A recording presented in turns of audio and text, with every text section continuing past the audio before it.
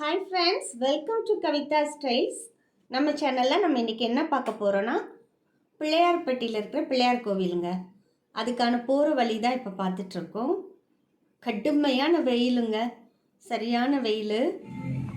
இப்போ போகிற வழியில் எங்கேயுமே நான் ஆறு, குளம், ஏரி அந்த மாதிரி எந்த நீர்நிலைகளையும் பார்க்கல. பாருங்கள், மரங்கள்லாம் எப்படி வறண்டு போய் காஞ்சி போய் நிற்கிதுன்னு பாருங்கள்.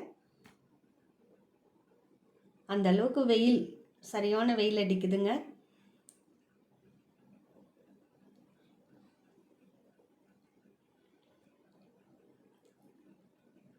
இதை தாண்டி இப்போ வந்தாச்சு. இப்போ பிள்ளையார் கோவில் வந்துடுச்சு. தோரண வாயில் வழியாக உள்ளே போகும்போதே ரெண்டு பக்கமும் அடர்த்தியாக நல்லா நிறைய மரங்கள் இருக்குது. நல்லா குளுமையாக இருக்குது. இந்த பக்கம் இந்த கோவிலுக்குள்ளே வந்தோன்னா குளுமை வந்துடுச்சு. நிறைய கடைகள் இருக்குது.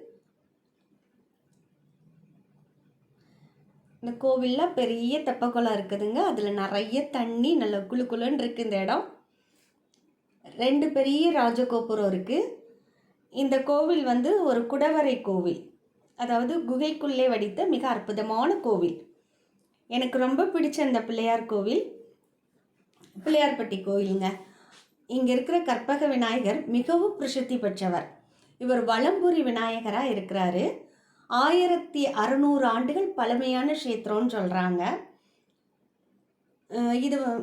இந்த கோவிலில் வந்து நம்ம கும்பிட்டோம்னா நம்ம கேட்குறது உடனே நமக்கு நல்லா நடைபெறும், நம்மளுடைய வேண்டுதல்கள் நிறைவேறும். இது வந்து மகிழ மரம். இந்த மகிழ மரம் வந்து கோவிலை சுற்றிலும் நிறைய இருக்குது. ஆனால் தலைவிருச்சமாக மருத மரம் இருக்குது. அது கோவிலுக்குள்ளே இருக்குது. அது மரமாக இல்லை, தண்டு மட்டும் இருக்குது. அதை நல்லா மெயின்டைன் பண்ணிகிட்ருக்காங்க. இவ்வளோ காலம் பாதுகாத்து வச்சுருக்காங்க அந்த மருத மரத்தை. இதெல்லாம் வந்து மகிழம்பூ மரம்.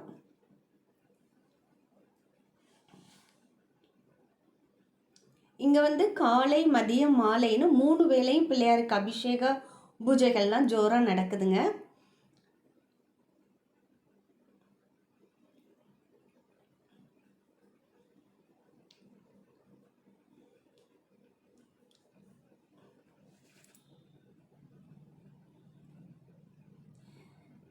இந்த பிள்ளையாரப்பாவுக்கு வந்து விநாயகர் சதுர்த்தி அன்னைக்கு பெரிய கொழுக்கட்டைங்க, 18 அடி மிகப்பெரிய கொழுக்கட்டை நைவேத்தியமாக படைக்கிறாங்களாம். ரொம்ப அற்புதம் நிறைஞ்ச இந்த கோயிலை நாங்கள் தரிசனம் பண்ணிட்டு வந்துட்டோங்க. நீங்களும் ஒரு தடவை போய் தரிசனம் பண்ணிட்டு வாங்க.